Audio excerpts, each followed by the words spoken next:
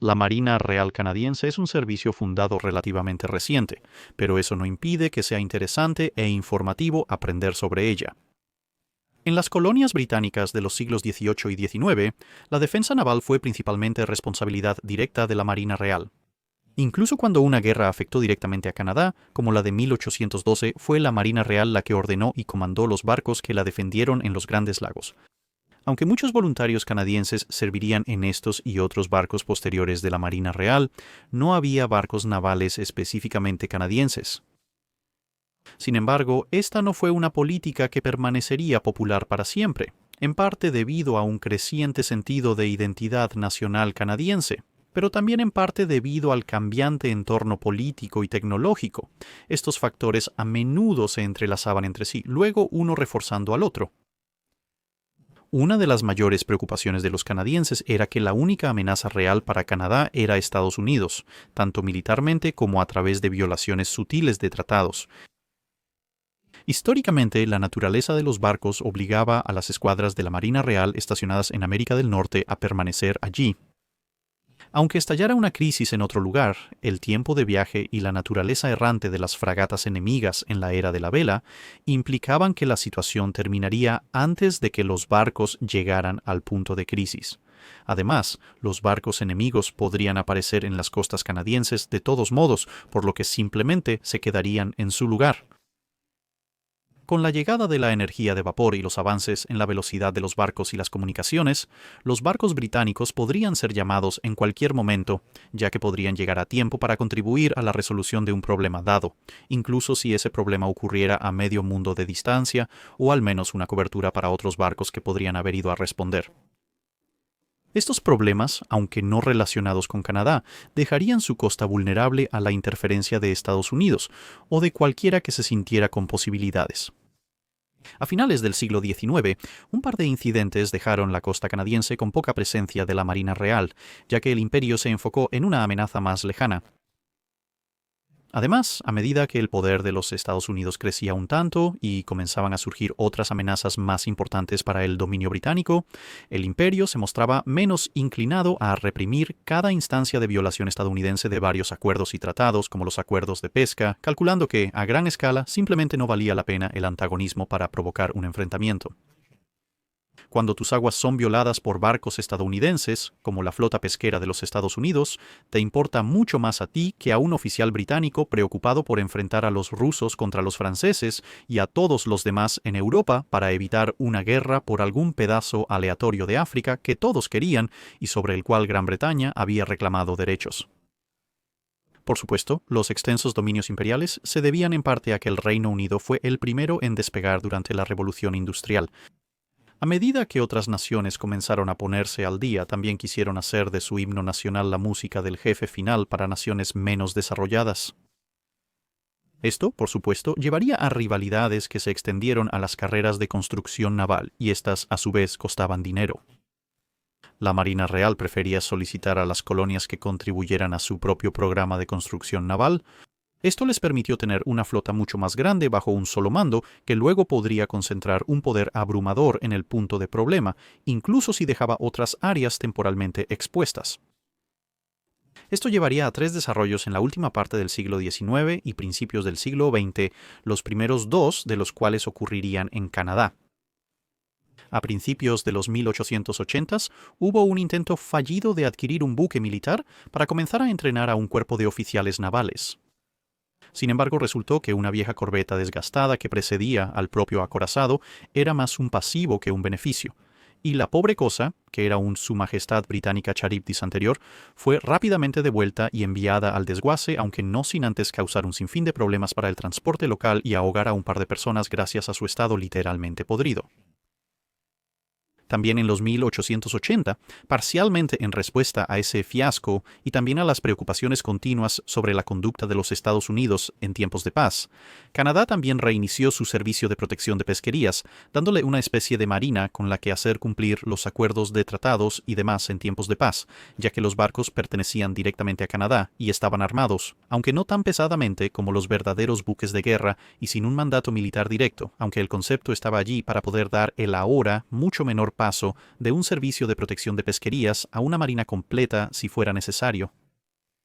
Dos de estos barcos, Canadá y Vigilante, fueron ordenados específicamente para fines de entrenamiento para reducir aún más esa brecha entre un servicio de protección de pesquerías armado y una verdadera marina. El tercer desarrollo fue el auge de Alemania, cuya creciente flota se veía como un desafío directo a la supremacía de la Marina Real e inició una enorme oleada de construcción. Para compensar el igualmente masivo costo, el Reino Unido recurrió a las colonias y dominios para apoyar el crecimiento de la Marina Real bajo el principio de protección colectiva bajo una sola bandera. Esto desencadenó otro conjunto de tres resultados, esta vez internos y políticos. Uno afirmaba que Canadá no debería aportar sino mantener una pequeña marina solo para propósitos locales. Otro sostenía que la contribución de Canadá debería ser su propia marina, algo más grande, y que en caso de guerra real, ésta debería ser puesta bajo el mando de la Marina Real. Finalmente, la tercera opción pedía que Canadá mantuviera su propio pequeño escuadrón de batalla y contribuyera al Fondo de Defensa de la Marina Real. Canadá podría mantener una fuerza mixta de cruceros y destructores con su infraestructura existente, pero no acorazados o cruceros de batalla, por lo que la contribución garantizaría que los acorazados canadienses, o posiblemente cruceros de batalla, seguirían existiendo. Múltiples incidentes en el siglo XX aceleraron el debate. Australia obtuvo su propia marina y rápidamente ordenó un crucero de batalla, y la Royal Navy comenzó a reducir su presencia global a una más pequeña con una concentración masiva de fuerzas en aguas europeas, dejando una infraestructura naval significativa en Canadá a disposición, infraestructura que una potencial nueva Marina Real canadiense podría usar sin la necesidad de tener que invertir masivamente en instalaciones completamente nuevas. De estas, la opción intermedia fue la ganadora, aunque hubo un esfuerzo concertado por parte del partido de ir a lo grande o ir a casa para ver a Canadá casi pagando por 3 acorazados adicionales de la clase Queen Elizabeth antes de que eso fuera rechazado en el Senado canadiense. Esto llevaría a un acuerdo para formar una marina que estaría basada en un solo crucero blindado, 4 cruceros ligeros y una media flotilla de destructores, todos a ser construidos en Canadá, con un par de buques de guerra completos de la Royal Navy proporcionados para acelerar la formación de un nuevo cuerpo de marineros navales antes de que los nuevos barcos construidos en Canadá tocaran el agua. Y así, el 4 de mayo de 1910, la Marina Real canadiense entró en existencia, aunque el título completo, incluyendo el apodo real, tendría que esperar hasta el año siguiente para recibir el asentimiento del Palacio de Buckingham. Copiaron principalmente la documentación de la Marina Real para facilitar y mejorar la interoperabilidad. Los primeros 2 barcos que llevaron el Her Majesty's Canadian Ship o el barco de la Marina canadiense de Su Majestad, dependiendo de quién reinaba en el Reino Unido en ese momento, fueron el Niobe, un gran crucero protegido de primera clase de 11.000 toneladas que había sido diseñado principalmente para la protección del comercio, y el Rainbow, un crucero protegido de segunda clase más pequeño de poco más de 3.500 toneladas, diseñado más para el mantenimiento de estaciones en tiempos de paz y el escolta de convoyes. Esto también comenzó inmediatamente la gran tradición y problema de la Marina Real canadiense de tener que mantener una fuerza en 2 océanos completamente separados, con el Niobe más grande asignado al Atlántico más importante y el Rainbow haciendo su camino hacia el Teatro Menor en ese momento del Pacífico. Esto tomó una cantidad considerable de tiempo, ya que el Canal de Panamá en realidad no existía en este punto. Las travesuras políticas en Canadá entonces tomaron brevemente el control y con el esfuerzo para pagar por Dreadnought. Como se mencionó anteriormente, con el derribo y los cambios políticos que llevaron a un grado considerable de apatía, Canadá terminó entrando en la Primera Guerra Mundial sin nada que mostrar por todos sus esfuerzos, excepto por los 2 ex-barcos de la Marina Real que ahora estaban prestando servicio en gran medida como los barcos de protección de pesquerías más grandes y mejor armados del mundo. Esto cambiaría, sin embargo, ya que las diversas declaraciones de guerra en Europa significaban que claramente se necesitaba una marina. 2 días después de que la guerra comenzó oficialmente, la Marina Real canadiense compró un par de submarinos a Columbia Británica, una de las provincias canadienses que se había tomado la libertad de comprarlos, a su vez de los Estados Unidos, donde habían estado en construcción para Chile antes de que el pedido se cayera. La Marina Real canadiense tuvo brevemente la mayor cantidad de submarinos en servicio, con el 50% de su flota siendo submarina. Esta situación se arruinó rápidamente al incorporar un par de barcos gubernamentales al servicio activo, aunque los dos barcos fundadores no duraron mucho tiempo. Rainbow navegó hacia el sur como un aparente disuasivo para el escuadrón de Asia Oriental de Von Spee, vigilando las cosas fuera de la costa de California, y, afortunadamente, evitando un encuentro con Seiner Majestat Schiff Leipzig cuando tuvo que regresar a casa por combustible. Ella mantendría estas patrullas durante la mayor parte de la guerra, pero una vez destruidos los barcos de Von Spee, la principal preocupación eran los asaltantes mercantes alemanes, con los que podía lidiar fácilmente. Pero el barco fue desactivado en 1917 después de que la eliminación de la presencia alemana en el Pacífico hiciera que su papel fuera de baja prioridad, mientras que su tripulación era muy necesitada en el Atlántico. En 1914 en Halifax, encontraron a Niobe y al resto de la Marina Real canadiense, tal como estaba, preparándose para diversas tareas, bloqueando el paso oriental hacia el puerto pasado, la isla McNab, colocando defensas de red antitorpedo y antisubmarino, organizando esfuerzos de dragado de minas y trazando una línea de boyas para el llamado canal de guerra, el método aprobado de entrar y salir del área sin golpear nada particularmente explosivo o peligroso, así como organizando cómo iban a detener y registrar los envíos. En un par de semanas, esto y otras tareas administrativas terrestres estaban casi completamente terminadas, dejando a la Marina Real canadiense en control de prácticamente cualquier transmisor de radio costero con una señal lo suficientemente fuerte para alcanzar distancias significativas en el mar. Niobe misma, a quien se le había permitido deteriorarse en el periodo entre 1910 y 1914, no estaba en las mejores condiciones, aunque al comienzo de la guerra estaba en proceso de ser reparada. Oficiales y hombres de la Marina Real canadiense, la Marina Real y los reservistas se reunieron, provenientes de un par de pequeñas balandras británicas escoltadas por Rainbow en la costa oeste, donde se les pagó y fueron transferidos. Niobe se unió al escuadrón de bloqueo de la Marina Real frente a Nueva York, esperando que uno de los más de 3 docenas de grandes barcos alemanes atrapados allí intentara escapar. Aunque estos intentos de fuga eran raros, detener y registrar otros barcos produjo una cosecha constante de alemanes que intentaban regresar a casa para unirse a la guerra, al menos en los primeros meses. Sin embargo, su estancia en el muelle solo la había hecho apta para navegar y realmente no había reparado mucho del daño de los años anteriores de negligencia, por lo que a finales de 1915 se había convertido en un barco de depósito en Halifax, donde poco después fue dañada por la explosión de Halifax en 1917, un incidente que necesitará su propia cobertura en algún momento. Los dos submarinos, CC-1 y CC-2, también tuvieron vidas cortas. Patrullaron el Pacífico junto con Rainbow al principio antes de ser reasignados al Atlántico, pero se agotaron realizando el viaje. Pero no todo fue desolación durante la guerra. La Marina Real canadiense recibió más de 100 nuevos barcos. La mayoría eran arrastreros navales, dragaminas, patrulleros y un yate convertido en barco torpedero. Pero sí proporcionó a muchos oficiales y hombres de la Marina Real canadiense experiencia en el mar, junto con muchos más que se habían alistado o habían sido comisionados a la propia Marina Real, y con la guerra terminada regresarían a Canadá con una gran experiencia de servir a bordo de barcos más grandes. La duración de la guerra también abrió emocionantes líneas de trabajo, como explorar sus propias costas en busca de agentes alemanes que intentaban establecer bases de suministro de submarinos, así como dar un pequeño impulso a la construcción naval canadiense, que fue llamada a prestar servicio para proporcionar a la RCN una serie de embarcaciones de patrulla para mantener un ojo en el ocasional submarino que aparecía en la zona. Con el fin del conflicto, los números de la Real Marina canadiense entraron en una caída libre. En 1920 las cosas mejoraron temporalmente al recibir 2 submarinos modernos, 2 destructores modernos y un crucero ligero relativamente moderno para formar el núcleo de una nueva fuerza oceánica.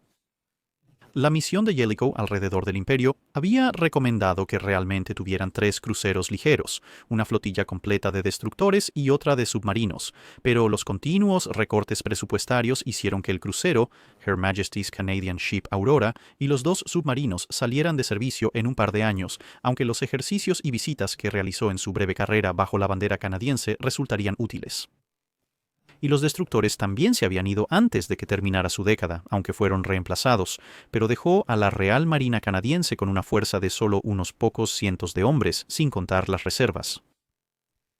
La amenaza de Alemania había desaparecido, y aunque en los primeros años de los 20 Estados Unidos parecía poder reemplazarla como una amenaza para los intereses imperiales, ningún programa naval, por ambicioso que fuera, permitiría a la Real Armada canadiense enfrentar ni siquiera una pequeña parte de la flota que poseía la United States Navy. Además, la llegada del Tratado de Washington significaba que un conflicto potencial no era una base utilizable sobre la cual construir una marina, al menos en Canadá. Desde este punto bastante bajo, a pesar de la Gran Depresión en curso, las cosas comenzaron a mejorar gradualmente para la Marina Real canadiense a medida que avanzaban los años 30, con la flota comenzando a expandirse en parte gracias a los esfuerzos continuos de varios oficiales reales canadienses que seguirían señalando a los políticos que la economía de Canadá dependía del mar, en términos de comercio y recursos en gran medida, y que Canadá debería poder defender sus propios intereses en este campo. Los primeros barcos que ayudaron en este sentido fueron un par de destructores que tendrían el honor de ser los primeros barcos ordenados específica y oficialmente para la Marina Real canadiense, el Her Majesty's Canadian Ship Saguenay y el Her Majesty's Canadian Ship Skeena, parte de la clase de destructores de río que eran un poco más pequeños pero variantes de mayor alcance del entonces actual clase A de la Marina Real. El apodo de clase de río fue luego adoptado para una serie de destructores que provenían de la serie temprana del alfabeto de los años 1930 de la Marina Real, que eran todos ampliamente similares, y un número de los cuales la Marina Real canadiense llegaría a poseer más tarde. Pero eso nos adelanta. Aunque la Marina Real canadiense contaba con 4 barcos de superficie de tamaño significativo, sus embarcaciones más pequeñas realizaban mucho trabajo, desde proteger la pesca hasta instalar depósitos de combustible para vuelos alrededor del mundo y recopilar inteligencia sobre las actividades rusas y japonesas en el Pacífico, incluyendo la información vital de que había una iglesia en la península de Kamchatka en 1924, indicando que el nuevo ateísmo impuesto por el Estado soviético tardaba en propagarse, aunque la importancia de este informe para asuntos navales es más difícil de determinar. La financiación todavía se mantenía bastante corta, pero a medida que los años 30 llegaban a su fin, finalmente se estaban adquiriendo más barcos, con 4 destructores de clase C ex Marina Real que se estaban transfiriendo y equilibrados por el desguace de los 2 barcos que se habían adquirido a finales de los años 20, con otra clase C en proceso de transferencia justo cuando estalló la Segunda Guerra Mundial, dejando la fuerza de combate primaria total de la Marina Real canadiense al inicio de la Segunda Guerra Mundial, como 7 destructores más, un puñado de dragaminas y auxiliares. En los años 30, la Marina Real canadiense decidió basar su fuerza principal en destructores en lugar de cruceros, ya que podían obtener más con su financiamiento limitado y así tener presencia en más lugares. En caso de que aparezca un crucero enemigo, varios destructores podrían atacarlo en masa. Para enfrentar a los asaltantes mercantes armados y al envío enemigo en general, un buen destructor debería bastar. Críticamente, los destructores superaban ampliamente a los cruceros en la guerra antisubmarina. También se elaboraron planes para una gama más amplia de barcos pequeños, en ese momento balandras, aunque nuevamente los problemas de financiamiento impedirían que estos se llevaran a cabo de inmediato.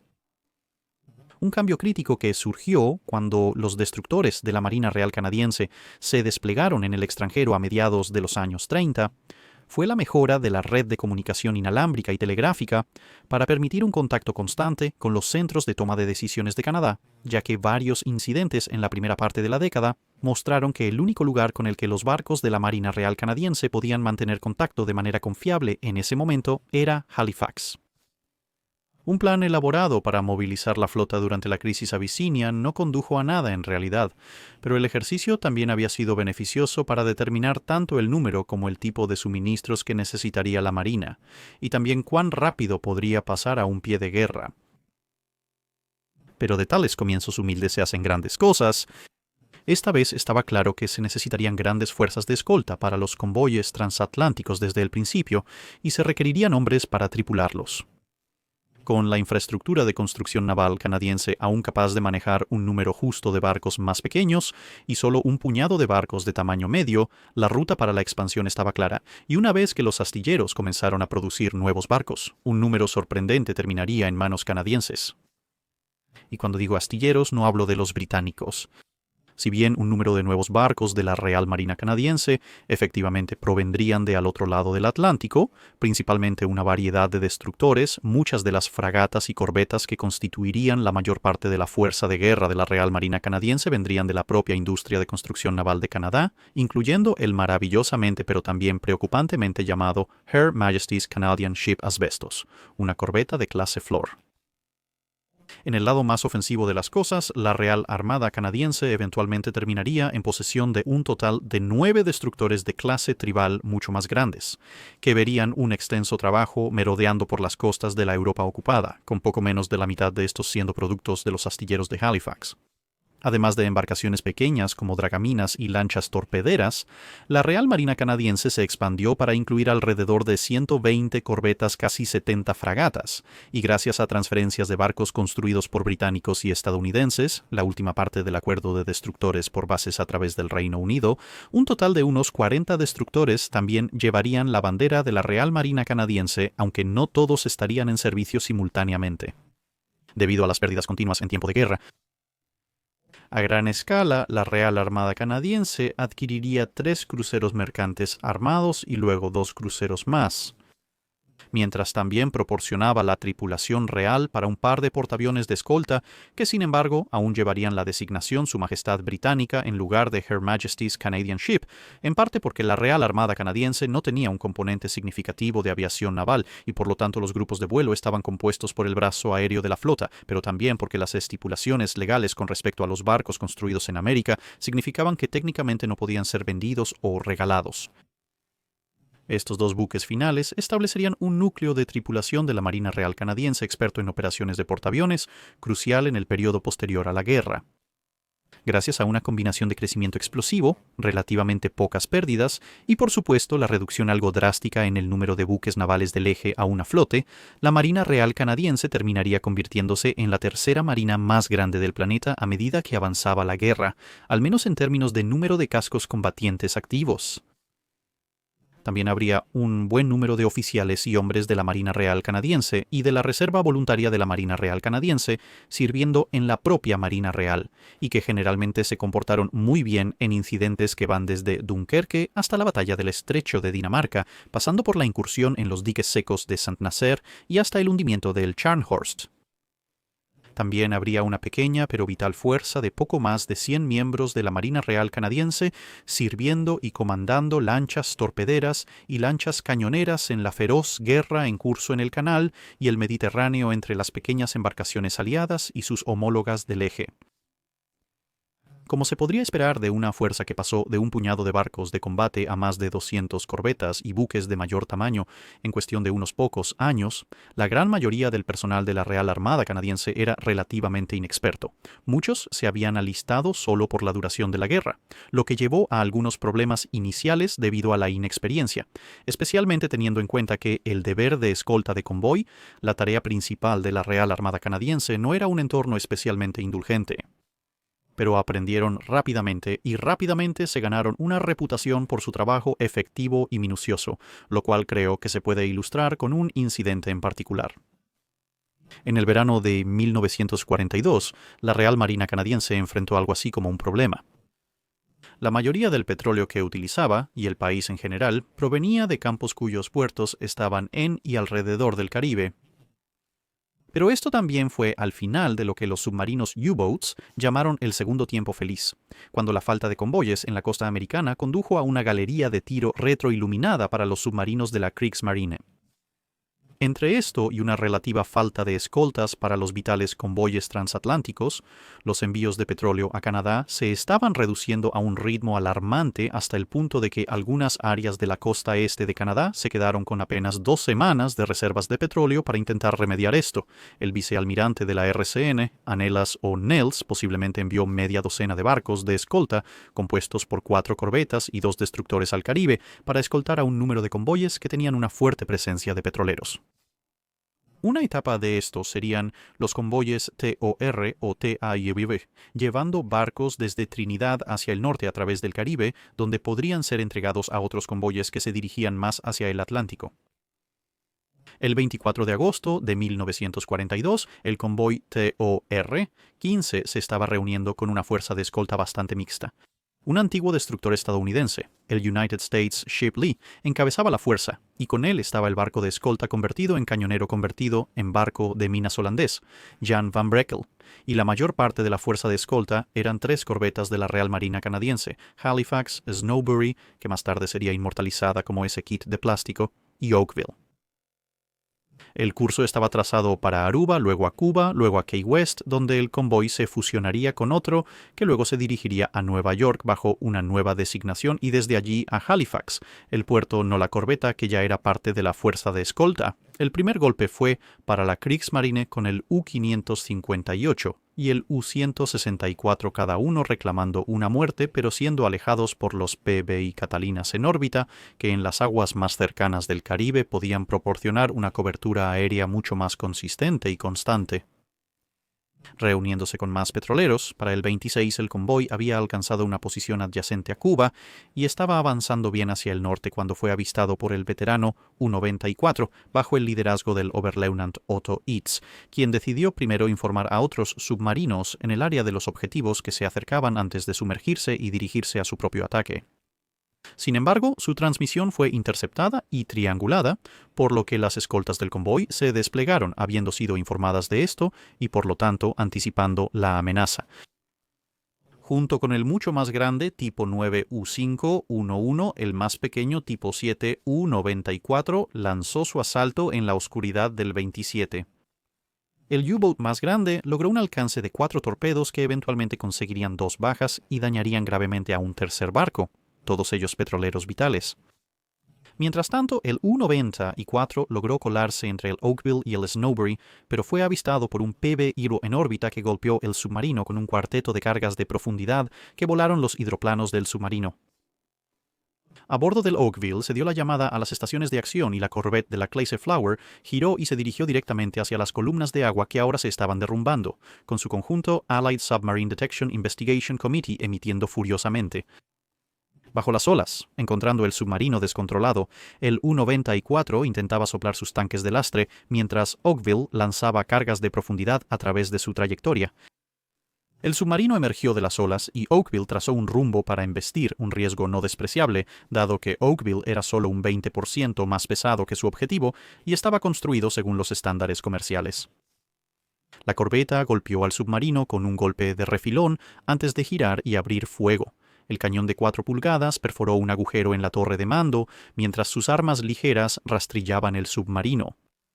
Otro disparo del cañón de 4 pulgadas envió el cañón de cubierta de 88 milímetros del submarino al fondo, y Oakville navegó en círculo y volvió a intentarlo, logrando de nuevo un golpe de refilón.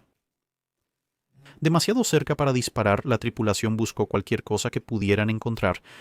En este caso, las botellas vacías de Coca-Cola almacenadas en la cubierta eran numerosas y resultaron fáciles de lanzar, por lo que pronto una lluvia de botellas y vidrio roto estaba cayendo sobre el submarino.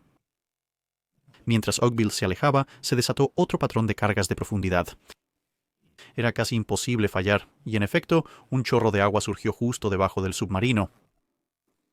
Como se esperaba, este furioso ataque hizo que el comandante del U-Boat ordenara a su tripulación abandonar la nave. Mientras tanto, afuera, el Oakville había dado otra vuelta, y con el submarino incapacitado, tuvo suerte a la tercera, golpeando el U-Boat justo después de la torre de mando que parecía un queso suizo. El único inconveniente era que, a diferencia de los buques de la Primera Guerra Mundial, el Oakville no tenía proa de ariete, solo una curva suave, y con sus proporciones de casco llenas, tendía a levantar su proa a alta velocidad. Por lo tanto, el ariete fue menos un gran impacto y parada, y más bien una especie de atropello en cámara lenta. La tripulación sintió 3 choques separados que resonaban a través del barco cuando primero la proa subió y pasó por encima del submarino, luego la cúpula del Allied Submarine Detection Investigation Committee se desprendió, y finalmente la única hélice del barco cortó el casco exterior del submarino mientras Oakville completaba su tránsito a través del subenemigo. Al evaluar los resultados, el capitán de Oakville decidió que estaba decididamente poco impresionado, y sin señales de la tripulación alemana por el momento, y su propio barco llenándose de agua debido a varias brechas en el casco gracias a raspar sobre el U-94, pidió un equipo de abordaje y se dirigió a colocar su barco junto al enemigo. El equipo de abordaje del barco era algo sorprendente, habiendo sido despertado por la alarma de llamada a la acción, dado que era mitad de la noche. El grupo de una docena de personas se reunió llevando pistolas, granadas y antorchas, pero gracias a la rápida convocatoria y al ambiente tropical, la mayoría de ellos solo llevaban un casco de acero y una máscara de gas, junto con pantalones cortos o ropa interior, y no mucho más excepto por el ocasional cinturón de vida. Necesitando solo la pintura en aerosol plateada para completar la imagen, se reunieron en el Vauxhall a tiempo para ser noqueados por la tripulación del cañón de 4 pulgadas, quienes, aparentemente ajenos a todo, trabajaban diligentemente para despejar un atasco y terminaron disparando sobre sus cabezas. Solo 2 de los hombres recuperaron la conciencia antes de que el Oakville, perdiendo rápidamente energía, se alejara del U-94. Aturdidos y más que un poco conmocionados, estos 2 hombres, Hal Lawrence y Art Powell, saltaron por el costado del barco. La caída de 10 pies rompió el cinturón de Lawrence al aterrizar y lo dejó vestido solo con su máscara de gas y un cinturón de vida, aunque también había recogido una cadena de algún lugar. Su día empeoró cuando una ola lo arrastró por la borda, perdiendo la cadena. Afortunadamente, Powell lo arrastró de vuelta al submarino mientras el Oakville a la deriva disparaba con ametralladora contra la torre de mando a medida que se alejaban. Cuando los 2 hombres se acercaron a la torre de mando y el fuego de la ametralladora disminuyó, 2 oficiales alemanes emergieron, vieron a los canadienses mayormente desnudos, con máscaras y pistolas, y al ser ordenados a pararse en la parte trasera de su submarino, decidieron que era más seguro simplemente saltar al mar y nadar hacia la seguridad. Al darse cuenta de su predicamento como 2 hombres solos, la tripulación de la Real Marina Canadiense ordenó a los siguientes alemanes que aparecieran que se quedaran dentro, pero ya sea por un sentido equivocado de bravura y deber, simplemente por no entender la situación o posiblemente incluso el idioma, o simplemente por querer salir del submarino, esos 2 tripulantes del U-Boat siguieron viniendo y ambos terminaron siendo disparados. Tras comprobar que no se abrirían más escotillas para flanquearlos, se ordenó a la tripulación alemana restante salir de forma controlada. Powell los vigiló en la popa del submarino, mientras Lawrence abordó la nave para recuperar objetos sensibles como libros de códigos, registros o quizás la máquina Enigma. Sin embargo, la tripulación había sido minuciosa al deshacerse de tales cosas en el breve tiempo que tuvieron, y todas las válvulas a bordo del U-94 también se habían abierto. Después de una breve natación en la sala de control que se inundaba, Lawrence notó que no se podía salvar el submarino. Con el estruendo de los mamparos colapsando, emergió y los canadienses guiaron a los prisioneros por el costado mientras el U-94 se hundía.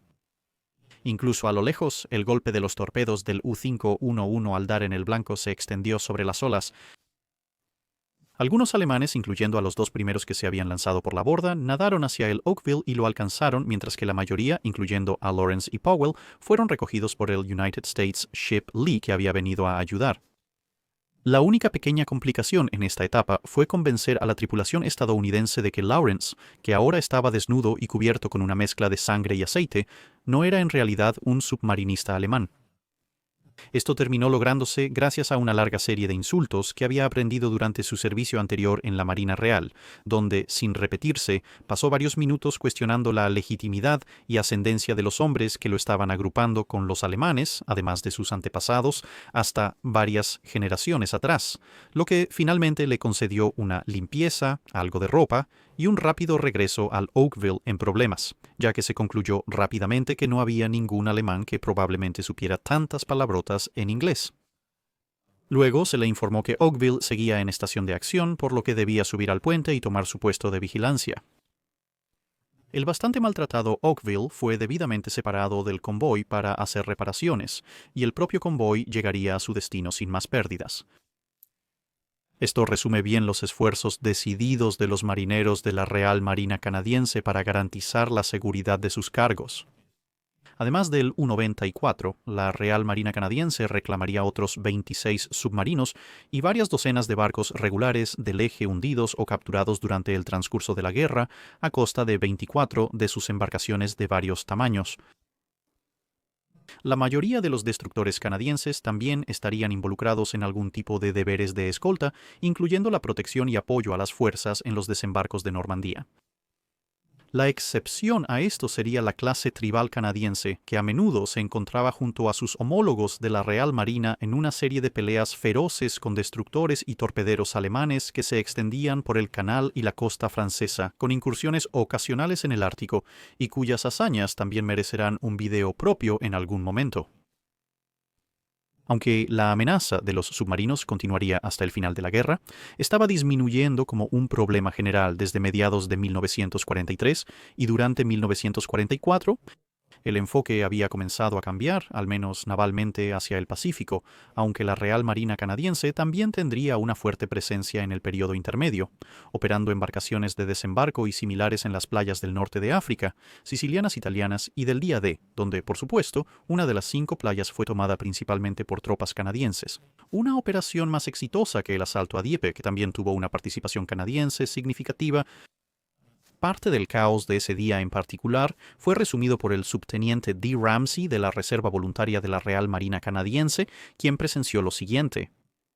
Dijo que había un arrastrero alemán armado que fue completamente sacado del agua por uno de nuestros destructores. Un proyectil de 5 pulgadas pasó directamente de un lado a otro del bote junto a mí sin explotar.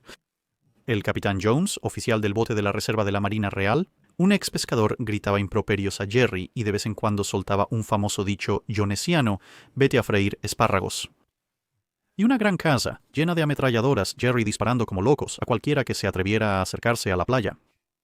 Un anciano de 88 años tenía una ala amputada por el marinero apto para el servicio Michinson de Ontario en el bote de popa, un avión que se abalanzaba a baja altura detrás de un destructor y soltaba una bomba de 2.000 libras que rebotaba sobre el mástil y estallaba a unos 10 yardas en la proa de estribor, y asomándome por encima de la caja del timonel y mirando al cañón humeante de un Me-109, estoy aquí para afirmar que eso fue un llamado muy cercano.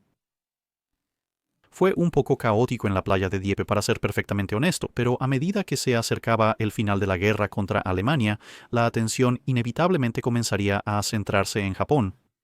A fines de 1944, navíos de la Real Marina canadiense ya estaban desplegados con la flota británica del Pacífico, sumándose a los muchos canadienses que ya servían con la Marina Real en la Guerra del Pacífico. Ottawa también estaba planeando expandir las capacidades de la Real Marina canadiense más allá de su orientación antisubmarina. Se esperaba que la guerra en el Pacífico culminara con una invasión masiva de Japón en sí, y esto requeriría una marina bastante diferente a la que se necesitaba para las operaciones en el Atlántico.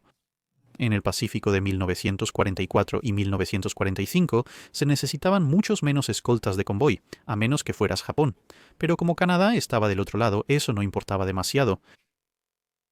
Como resultado, la Marina Real canadiense comenzaría a pivotar hacia una marina de aspecto más oceánico, buscando adquirir o construir destructores más grandes, como los tribales, y también adquiriendo un par de cruceros ex Marina Real.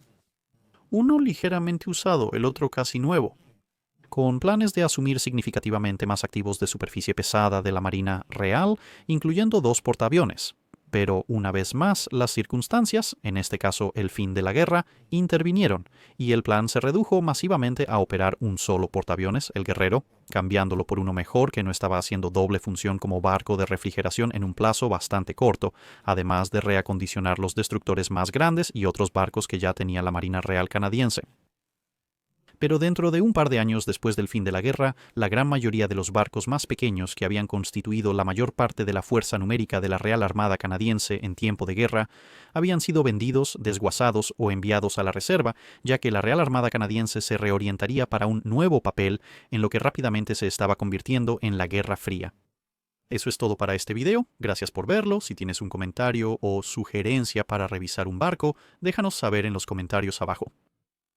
No olvides comentar en la publicación fijada para preguntas de dique seco.